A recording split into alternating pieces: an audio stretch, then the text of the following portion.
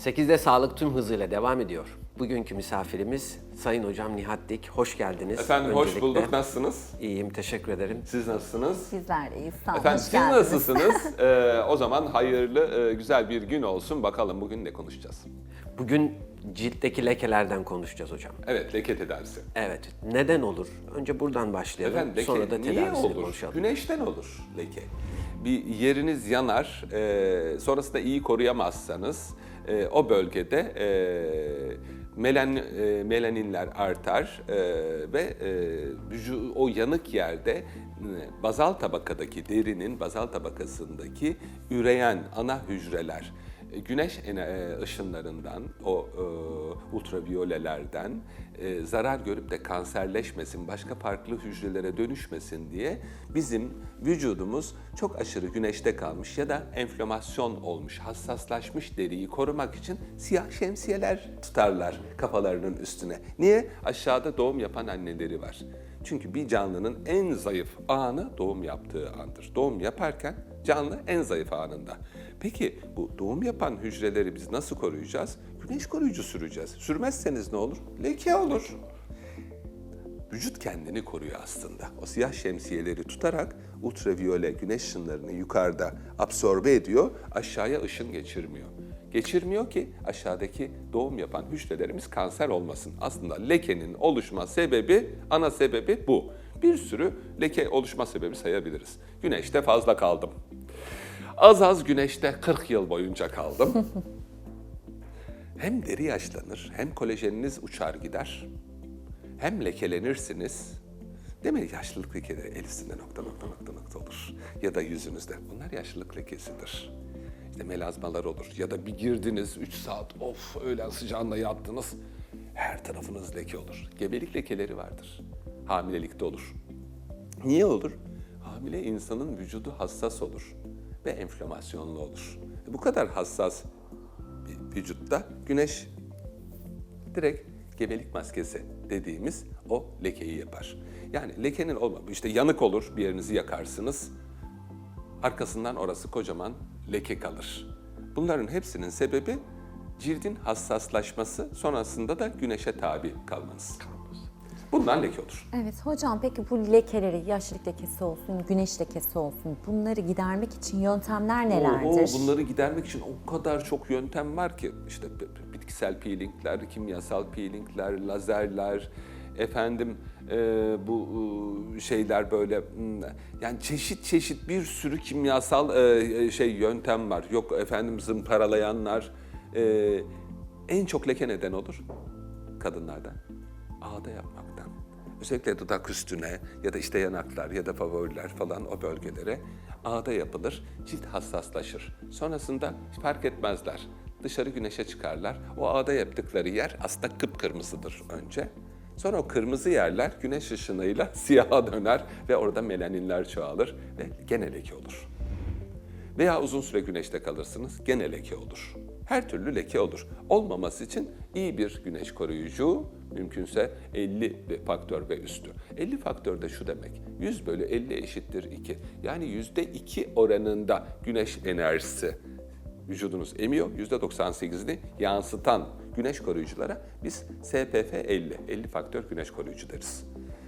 Olsaydı, 30 faktör olsaydı, bu da %3 oranında absorbe edip %97 yansıtan olurdu. %30'a bölüyorsunuz, kestirme hesap bunlar.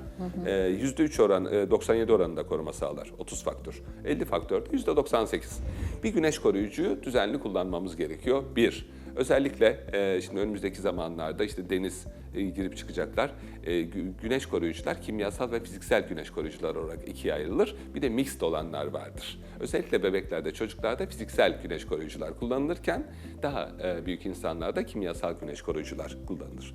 Mixed olanlarda denize girip her çıktığınızda güneş koruyucunuzu yenilemeniz gerekir. Aksi takdirde yine leke olur.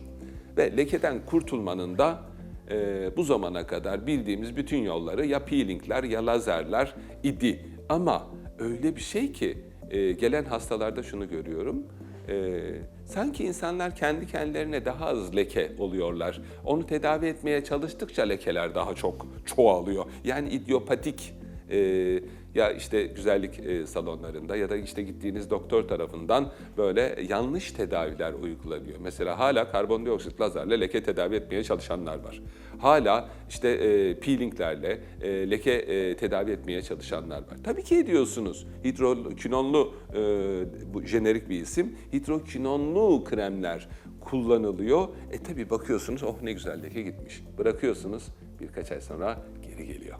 Daha da fazlasıyla geliyor. Cilt soyularak lekeden kurtulamazsınız. Cildi soyarak lekeden kurtulmak olmaz.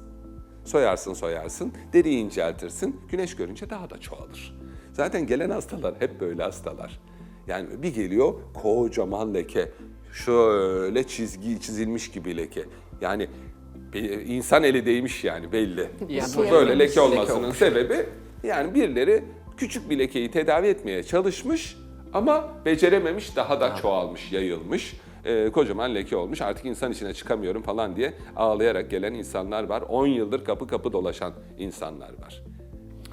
Bir lazer tedavisinden bahsettiniz biraz önce. Akıllı Evet, lazer. karbondioksit lazerden bahsettim. Karbondioksit lazer 10.200 nanometre ile çalışan çok derin bir lazerdir. Skarlarda kullanılır, yara izlerinde kullanılır. Ama lekede çok başarılı değildir.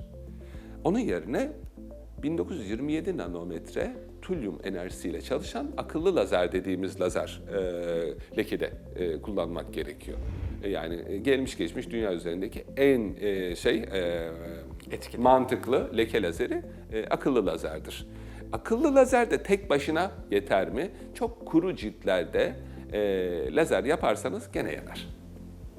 Yani bir kere eğer ki çok yorgun bir ciltse ve kurumuşsa, birçok güneşe maruz kalmış, lazere maruz kalmış, peelingler, kimyasal, bitkisel, asitli kremler falan eczanelerde yapılmış, şunun olmuş, bu olmuş, sürülmüş. Cilt iyice incelmiş ve hassaslaşmış. Buna bir şey yapmamak lazım. Buna ne yapılır? Buna çok güzel kan alınır, içerisine eksozom, yani kök hücre konulur, içine hyaluronik asit konulur, içine leke ürünleri konulur. Belki bir seans yapılır, bir ay sonra çağrılır. Ya da bir ay sonra çağrıldığında cilt hala çok kuru ve hala enflamasyonluysa, hala hassassa 2-3 seans daha PRP artı hyaluronik asit artı somon DNA'sı gibi şeylerle, vitaminlerle, minerallerle, proteinlerle desteklenir ve cildin nemlenmesi, bir kendine gelmesi sağlanır. Bunlar yapıldıktan sonra akıllı lazer yapıldığında o leke probleminden o zaman kurtulursunuz. Aksi takdirde zaten canı yanmış, zaten hassaslaşmış, bir taş da size atarsınız daha da fazla leke olur. Leke konusunda çok akıllı davranmak lazım. Her gelen hastaya, ben bunu lazerle çözerim, ben bunu peeling yapar çözerim, ben buna hidrokinonlu şunu veririm, ben buna C vitamini veririm, ben buna yok arbutin yaparım, yok bilmem ne yaparım. Her hastanın cildinin önce bir kuruluğuna bakın, enflamasyonuna bakın. Ondan sonra tedavi. Önce bir hastayı tanımak lazım. Neyle uğraşıyoruz? İlk defa lekeymiş, şuymuş, buymuş, yaşlık lekesi, melazmaymış. İlk defa gelmiş. En kolay hasta o hastadır. Kapı kapı dolaşmış, herkes de ona bir şey yapmışsa size geldiğinde o zor hastadır.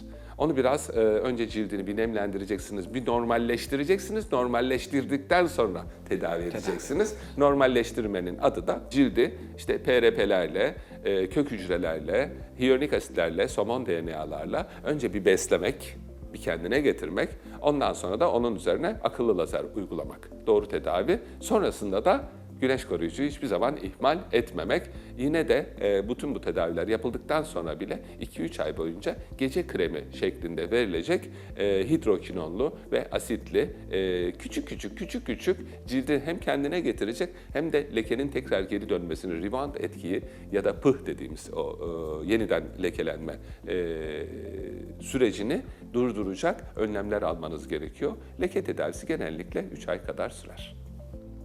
Peki özel bir mevsim, şu zamanda yapmak lazım gibi bir Leke şey var mı? tedavisi tabii güneş tepedeyken Ağustos'un sıcağında yapmak doğru değil. Onun için yazın leke tedavisini yapmıyoruz. Yani şurada 1-2 ay daha leke tedavisi için Vakit var. vakit var. Ondan sonra ne oluyor? Haziran, Temmuz, Ağustos bu aylarda leke tedavisi yapmamak lazım. Çünkü cildi korumak çok zor. Eğer hiç güneşe çıkmayacaksanız, evde oturup da ben bu lekeyi halledeceğim diyorsanız olur. Ama dışarı çıkacaksanız, dışarıda işiniz varsa, güneşe maruz kalacaksınız, yazın leke tedavisi yapılmaz. Hocam çok teşekkür ederiz. Çok güzel bir sohbet oldu. Rica ederim. Teşekkür ederiz Sizle de hocam. konuşmak güzel efendim. Herkese kocaman yine bir günaydın gelsin. Bugünkü konuğumuz Sayın Nihat Dik'le beraber cildimizdeki lekeler neden olur, tedavisinde neler yapılır konuştuk. 8'de sağlık tüm hızıyla devam ediyor.